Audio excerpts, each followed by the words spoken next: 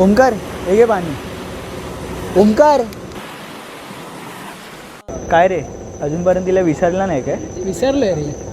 मायापासून खोटं नको बोलूस. विसरलोय बोललो ना. हे ओमकार तिला दुसरा भेटला आणि तुझ्याकडे तर एवढे सारे पर्याय आहेत. ती जान्हवी त्यांना सानिका ते तुझ्यासाठी वेट करतायत. त्यांना तरी हा बोल.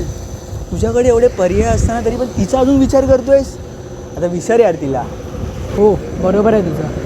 पण आयुष्यात आलेल्या काही गोष्टी असतात ना त्या विसरण्यासारख्या नसतात रे. आणि हो काही अशा गोष्टी असतात ना त्यांना कुठलाही पर्याय नसतो.